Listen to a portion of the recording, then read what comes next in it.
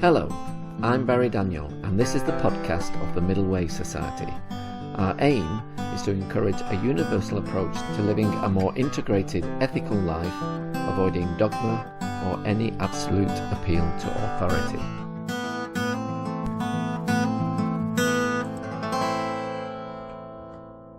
Our guest today is the Australian artist Abdul Abdullah.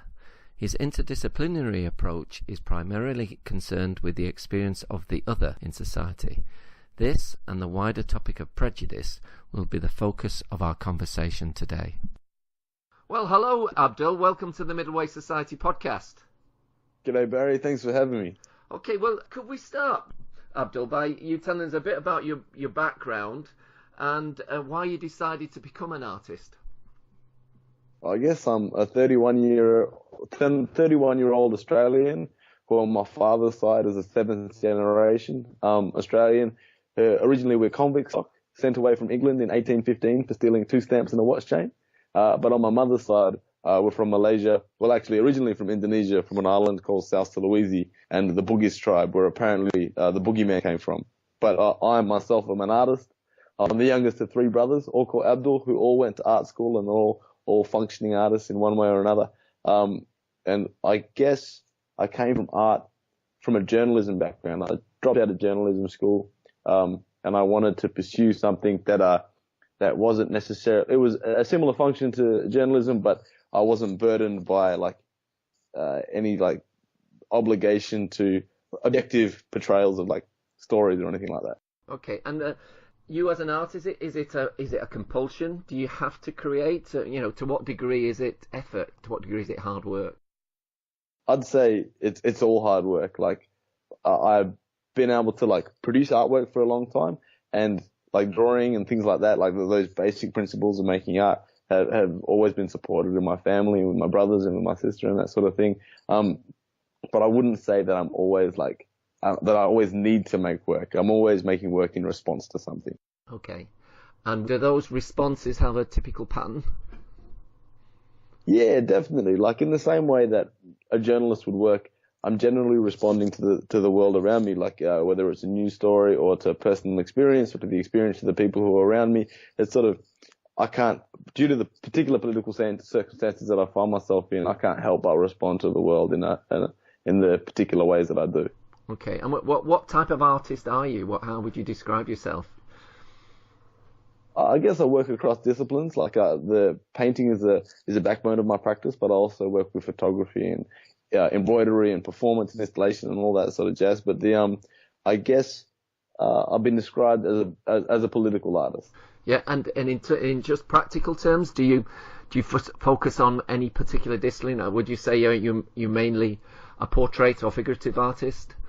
Oh, definitely. I mostly work with figuration, so mostly portraits, but also the figure. I'm mostly interested in people. If I look at the world and the world is full of people problems, or the world's problems are all people problems. So if I can look at people and concentrate on that, I reckon I can do best to affect positive change.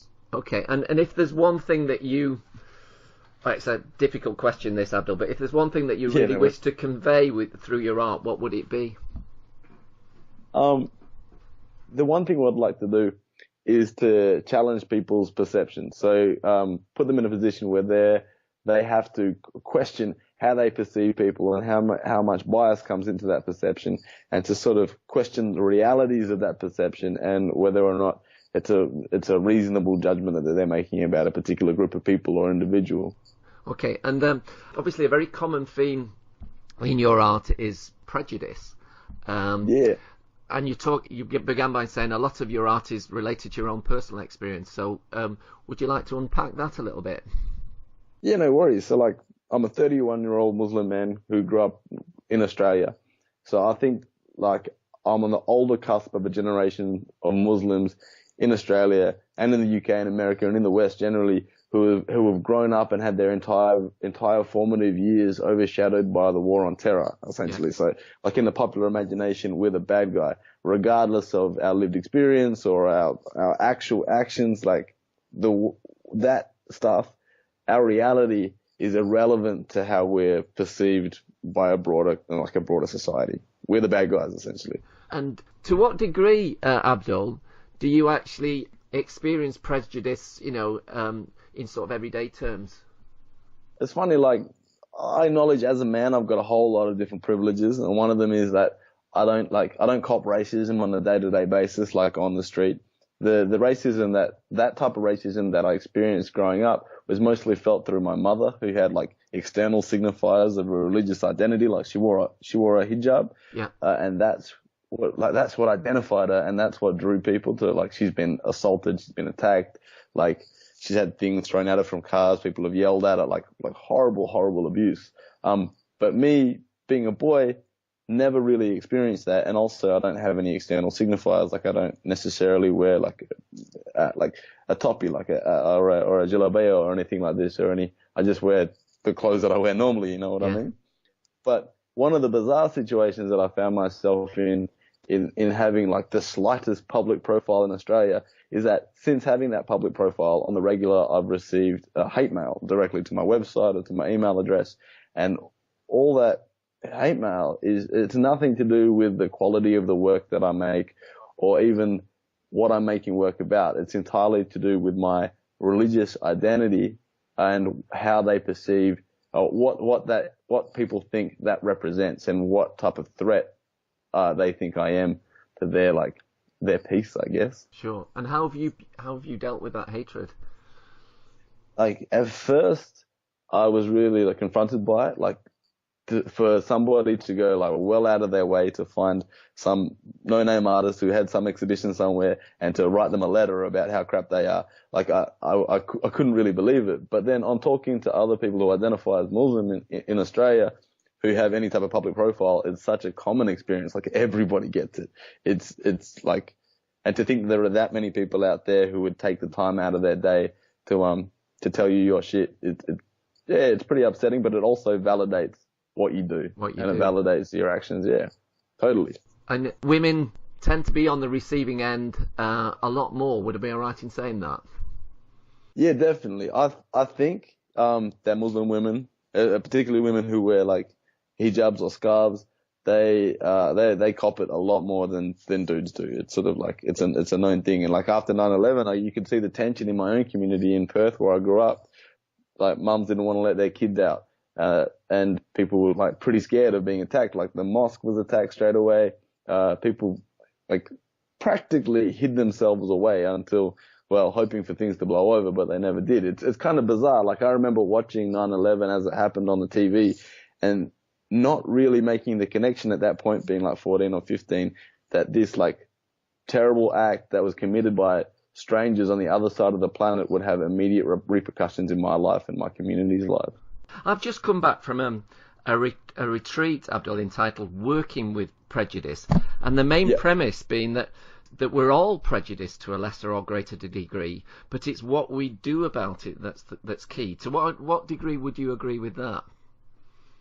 I would say I agree with that completely, and part of the reason I make work is to challenge people's biases, but also to challenge my own biases, to put myself in situations where I'm like forced to rethink things or to question things, and sort of to be forever in a state of uncertainty, like working things out. Like people have talked about like my progression or my path as an artist, but I've described it like, have you seen that movie Toy Story? The first one? Yeah, where Buzz Lightyear is talking about like, he's like talking about flying, and then Woody goes, "You're just falling with style." And that's how I describe my progress, I guess. I'm just like stumbling through. Yeah. I just happen to find my feet occasionally.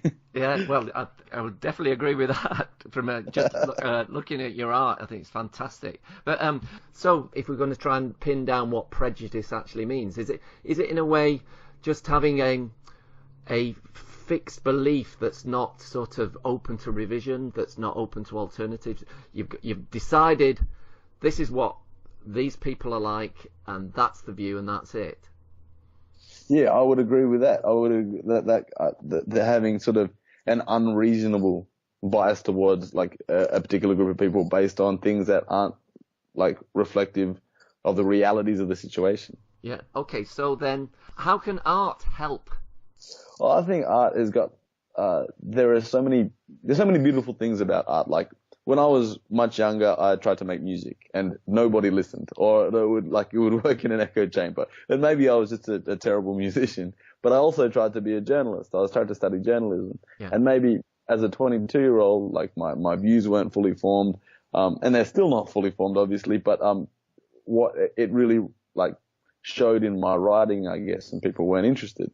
But with art, there's something about offering. You can be really generous in the way that you produce art, and that might sound really patronizing, but what I mean is that you can offer an audience several access points, and that's what I try and do with my work. Like, it's a strategy that I like undertake, is that I offer an aesthetic one, a conceptual one, a theoretical one, and a political one. Like, as many opportunities to engage a person as possible. And there can be sort of flux in that engagement as well. Like, it's not necessarily, I'm not telling you how it is. I'm just telling you what I think. And I'm getting the information that exists in the world. I'm not inventing anything. I'm just grabbing what's already there, squishing it, I guess, through my brain filter and giving it as an offering to my audience to sort of respond to and examine. And I suppose when you think about visual art, which is at the moment, anyway, presumably your main medium. Definitely. Visual art is often quite ambiguous by nature. Do you think in that sense it can, when we talk about rigidity here, with Prejudice, for example, can it help us to cultivate a tolerance of ambiguity in some sense? I think so, definitely. Like, ambiguity is one of my favorite words, and I'm like, my work is often deliberately ambiguous, like, where I'll use like different signifiers in the work, that if each signifier was a word in a sentence, the sentence wouldn't necessarily make sense. It would require like someone to sort of pick it apart and to look at it. Does that make sense? Very much so. Yeah. And I suppose, of course, art enables us to see things from the perspective of another person, which in a sense is arguably, if you think from a sort of biological perspective, where empathy and compassion come from, and then perhaps the root of ethics too. Definitely, and I think empathy is a key word here. Like, so much of what I do is about building empathic relations. I don't even know if empathic is a word, but you know what I mean. I'm building empathy between people. And so much of Prejudice, I think, is to do with just not having empathy and not being able to put yourself, like, sincerely be able to put yourself in somebody else's shoes. I think that anyone has the capacity to sort of, even if they disagree with someone entirely, to put themselves where they are and to sort of understand where they come from, or see the same evidence that they do and maybe come to a different conclusion, but understand how they got to their conclusion. Okay. And do you ever get people who acknowledge that they're prejudiced, have said that they've experienced a shift in any way through your work? Oh, that's a tricky question. I think I hope so, potentially. I think, like, I don't know if I'm giving myself too much credit by saying it, but I think I've definitely challenged people, and maybe that's the first step. Like, I don't think my artwork has changed anyone's mind necessarily, but I hope that it's provided ammunition for maybe one family member to speak to another family member about their politics. Yeah. How has your art been received within the art world in general? Generally, it's been pretty positive, and I understand that, like, the art world that I exist in, or at least the artists that I socialize with and I sort of have critical feedback from, we're in a bit of we're in a very left-leaning bubble, like a safe sort of progressive bubble. It's a really weird industry where, like, it's all the artists are very left-leaning, but the people who run the industry, so perhaps the gallerists and the people that buy the artwork, are very right-leaning. So it's a constant sort of to and fro. I wonder if the people that purchase my work are really sort of, I wonder if they give a shit. But it's hard to really know. And what about the Muslim community? Again, I'm generalizing, but what's been the general response there? Well, generally it's been positive, but it's a diverse community. And one of the things that I'd say with my work and with what I do in general is, it's battling is a strong word, but it's sort of resisting conservatism, and resisting conservatism in my own community too. So there'll be members of my own community who will hate my guts as much as anyone else. But for me, they don't cause problems for me on a daily basis. So it's not a problem that I address consistently. It's like a conversation that I'll have when it comes up. But generally, in Australia anyway, and I'm sure it's the same in the UK, the bigger things that affect me are sort of like political parties like the One Nation Party in Australia who have come to power like entirely on an anti-Muslim sort of platform. Okay, so well, on the subject of governance, what can governments do to reduce prejudice? Take, for example, what would be an appropriate immigration policy? I think that we've got, like in Australia, definitely, there's a really tough immigration policy, and there's a lot of focus on the idea of illegal immigrants and boat people, which sort of feeds into this fear that people are going to lose some type of quality of existence in this country or lose some type of culture that they fear is going to go away. And I find that pretty rich, like particularly the focus on asylum seekers in Australia. Like we have, I think, 0.5% of global refugees apply for residency in Australia, and we've got offshore processing, which is like the equivalence of concentration camps in areas they're horrible. Like offshore detention centers are like, we've just, I'm stumbling on my words here, but there's recently been a release of the Nauru files, and Nauru is an island which we do offshore processing, and it seems to be this like cesspool of violence against inmates, and mental health problems that are really causing, so that will like cause problems further down the line.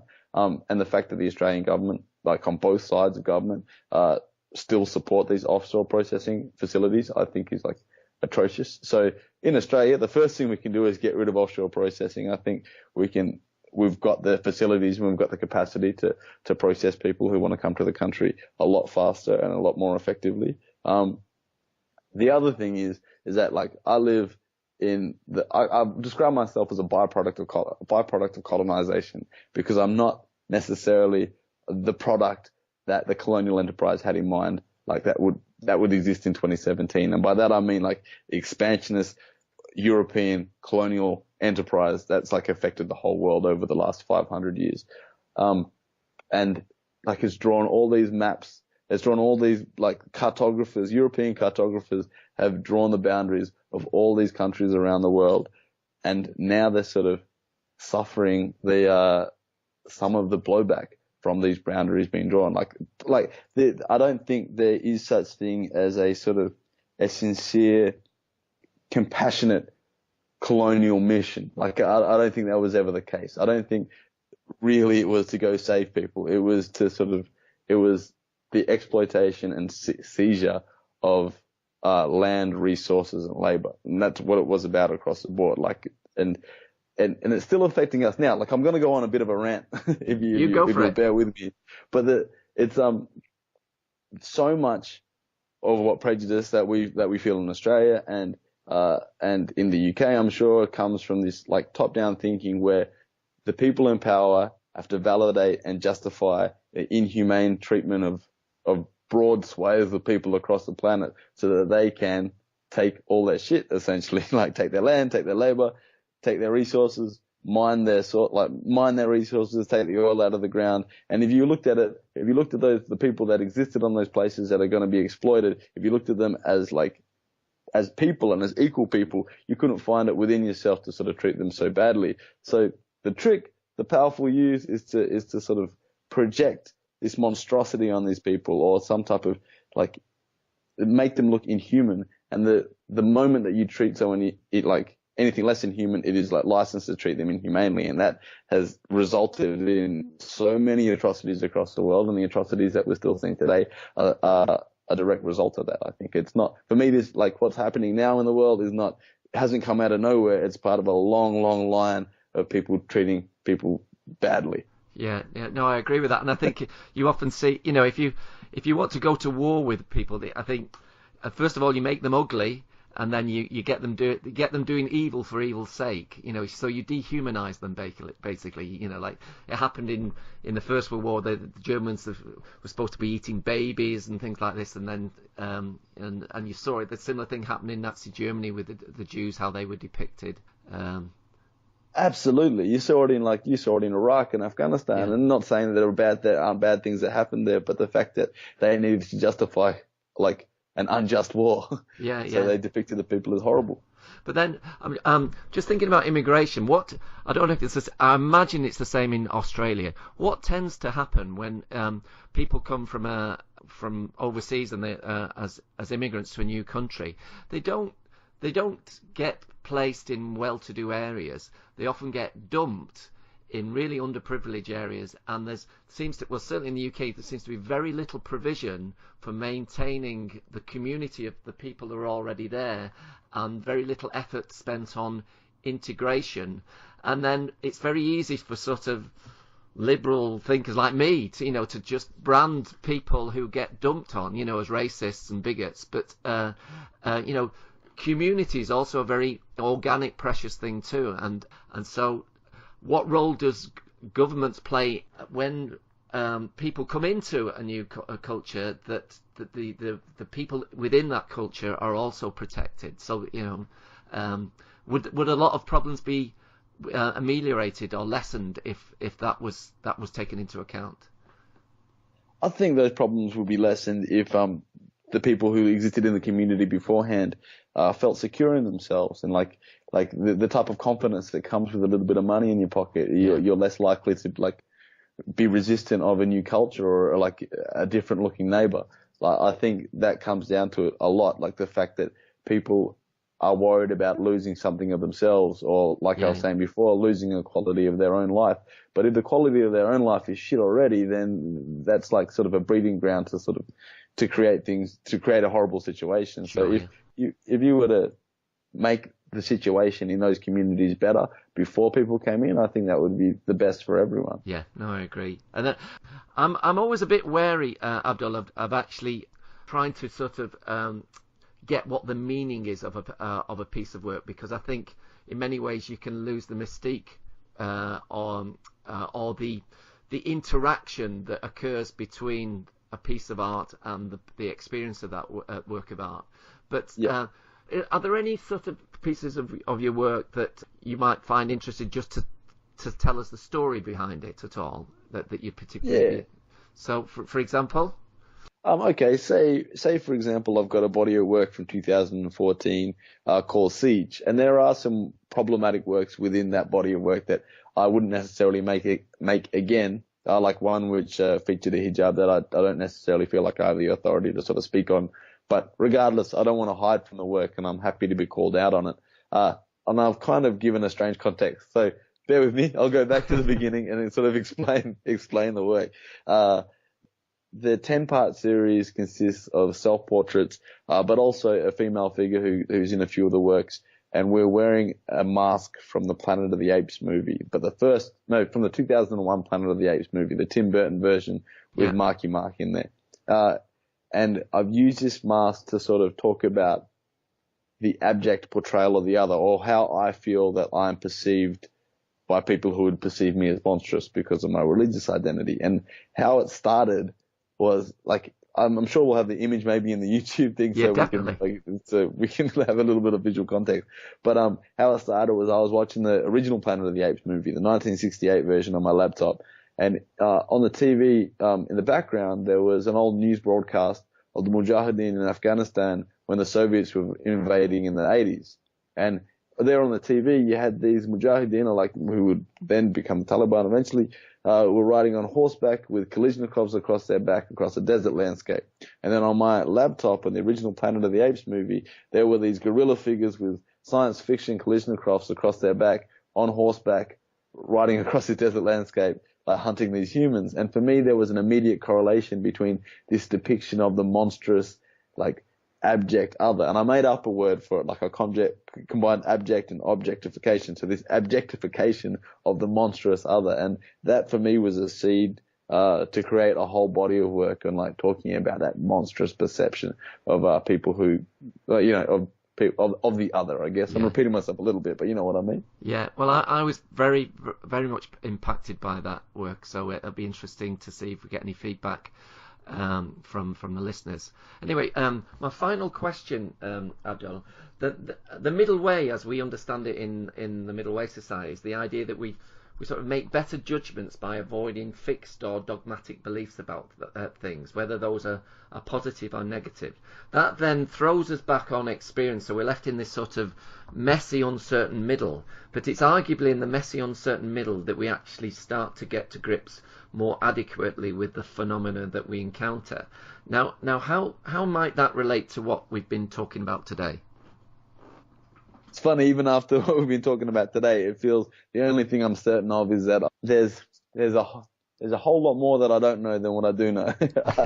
And I think I've said that in the most roundabout way that I possibly could. But that art and the intention of the intention of the artist when they make a work and the way that the work is read, it's not necessarily a direct correlation. It's not something that has it has a relationship.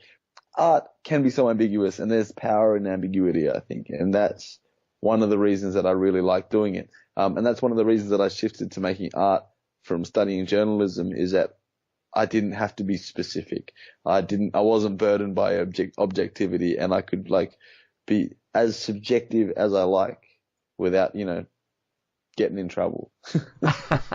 Okay, well that was a great answer, and all I can say, Abdul, is that I find your work absolutely fascinating and really moving at times, and I hope the people listening are looking at if you're just listening to the audio on iTunes, but I'd highly recommend looking at the link as well to the YouTube slideshow, because there'll be plenty of Abdul's work on there. Anyway, thank you very much for talking to me today, Abdul. It's been a real pleasure. Thanks, Barry. I appreciate it.